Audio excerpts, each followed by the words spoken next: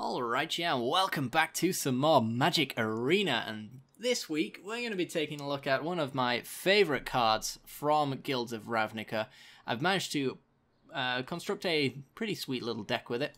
It is Light Drizzle, Thousand Year Storm. So, Thousand Year Storm is a 6-mana enchantment, red and a blue 4-mana.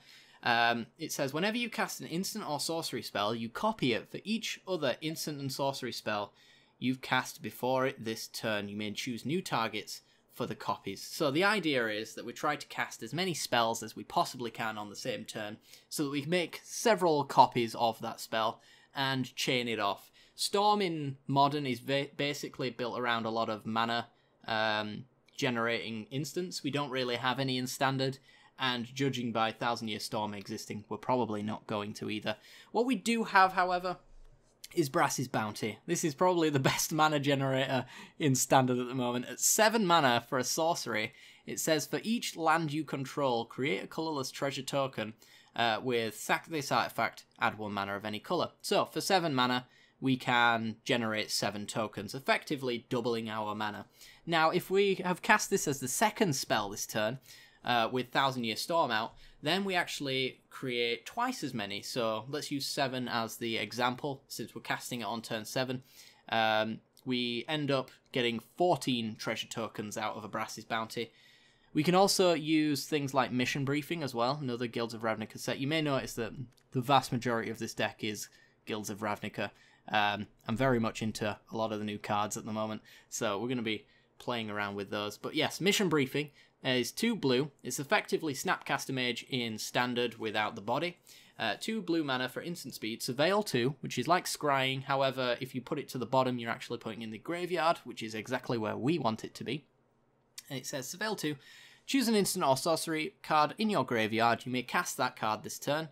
If that card will be put into the graveyard, exile it instead. So, the good thing about Mission Briefing is that it actually casts the card that you target. So if we Mission Briefing a Brassey's Bounty on 9 mana, we actually copy Brassey's Bounty twice with the Thousand Year Storm. So if we get to 9 mana, that's what we want to be doing. Mission Briefing is kind of the key piece in this deck as far as getting the train rolling.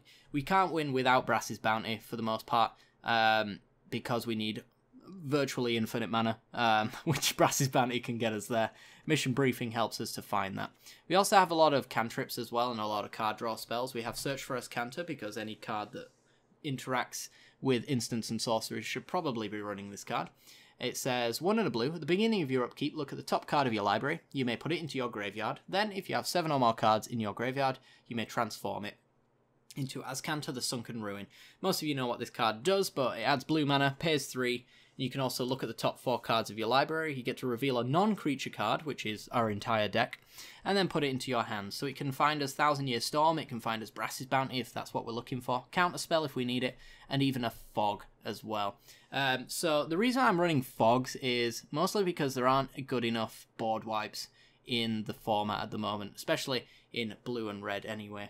I'd have to go to like Jeskai or something like that. However, green affords us not just the fogs to prevent combat damage in creature matchups. We've got Pause for Reflection and Root Snare to achieve that, for the record.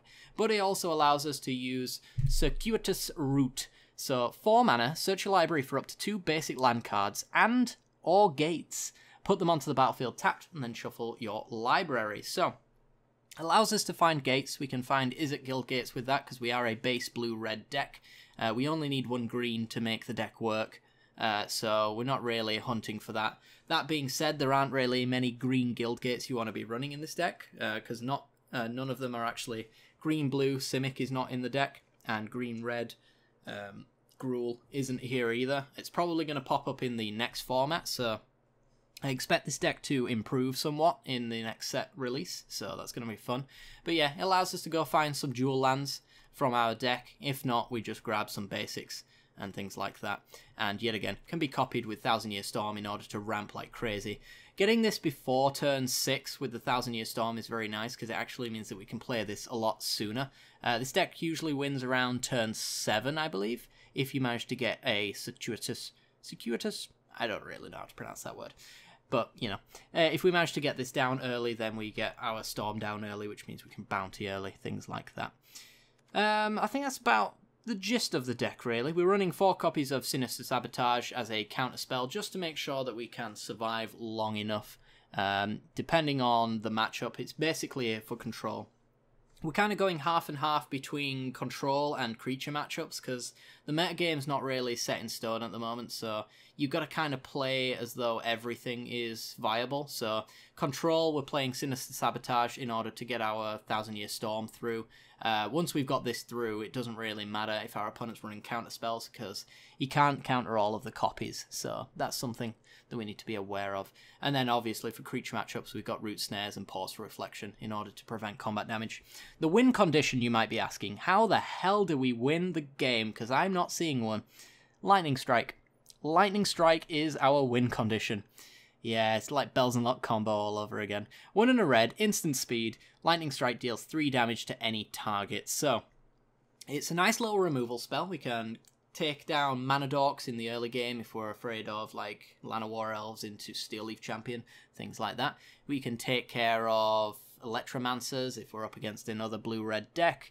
There's a lot that Lightning Strike can hit. And it's alright when it's in the graveyard, because Mission Briefing allows us to recast it as well. So we have a virtual 8 copies of every instant and sorcery in our deck, essentially, because of Mission Briefing. You can count this as add 2 mana to whatever instant and sorcery in your graveyard and cast it. That's basically what this is. So it just helps with the synergy of the deck, allows it to flow nicer. So Lightning Strike, the idea is that we're going to be making many storm counts with 1000-Year Storms, and then eventually we're going to be lightning striking our opponent to death. It doesn't take too much in order to kill our opponent with 1 lightning strike. Ideally, we probably want to use 2. But it doesn't really matter if they're in our hand or in our graveyard, if we've used them before we go off or after we go off. They're always useful. So it's a really nice win condition because it's just really built nicely into the deck. It's not something like Banefire that's only going to be good when we're going for the win. Lightning Strike is just really good and solid. Other than that, we've got Chemist's Insight, solid little card draw spell.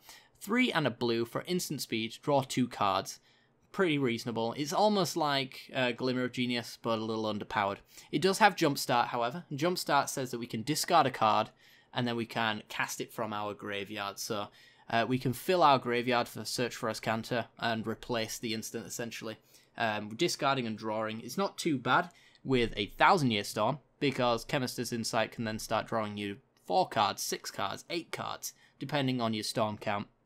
So that Jumpstart becomes very negligible after a while. Also, it's almost like drawing a card with Search for Azcanta, because if we see Insight on top with Azcanta, we can mill it because we get to use the Jumpstart side of Insight instead of just hard casting it.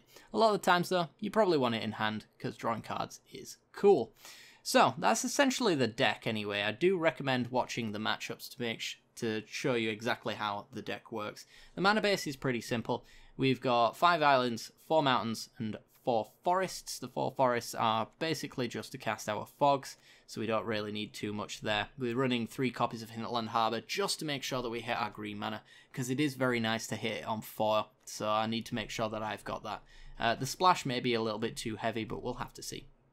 Other than that, we got 3 copies of Izzet Guildgate, as I mentioned. The root can go and search for these, so 3 copies of those. I don't really want too many tap lands in the deck, though, so that's why I'm not running the full playset, even though root could go grab all 4. 2 copies of Steam Vents, just because we like untapped lands, and untapped lands are nice. You may pay 2 life. If you do, it comes into battlefield untapped, otherwise it comes into battlefield tapped. Pretty reasonable.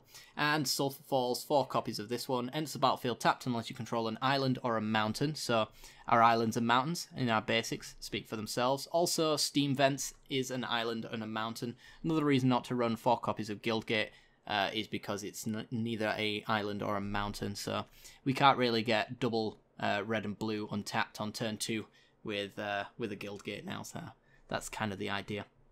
Onto the sideboard. This one's a bit of a mishmash, and I would honestly change this up depending on the metagame as it settles. I'm pretty much just trying to counter everything that I could possibly think of. So, graveyard strategies, we've got Silent Gravestones.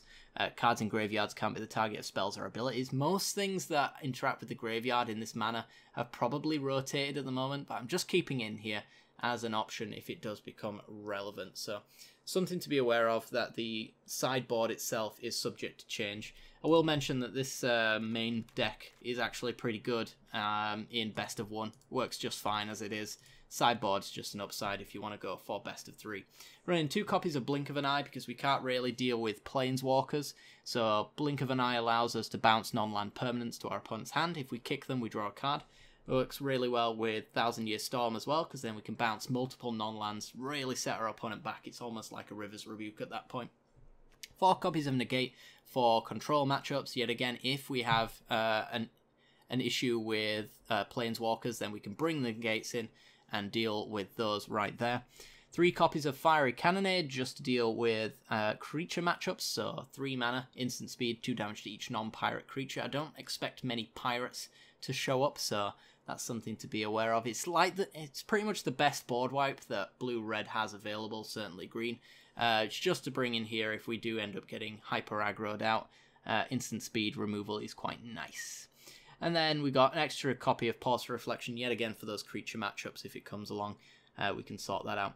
And then finally, 2 copies of Iron Eyes. 1, a blue and a red, instant speed, another counterspell for control matchups. Deals 2 damage to that spell's controller. However, that 2 damage is kind of irrelevant because we will be at least 30ing our opponent, so not too much of an issue there.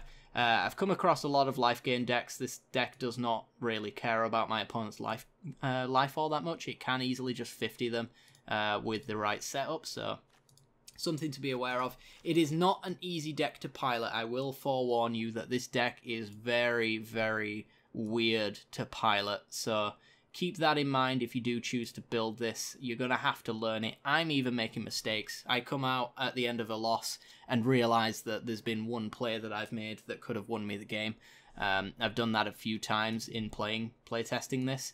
It's not an easy deck to pilot at all, so keep that in mind if you do choose to play this. Without further ado though, I'm going to end off the episode here, or the deck tech here. If you want to check out the matches, there'll be a link at the end of this video for you guys to go and watch the matches. It'll also be down in the description below, along with a deck list as well, if you want to import this into your game.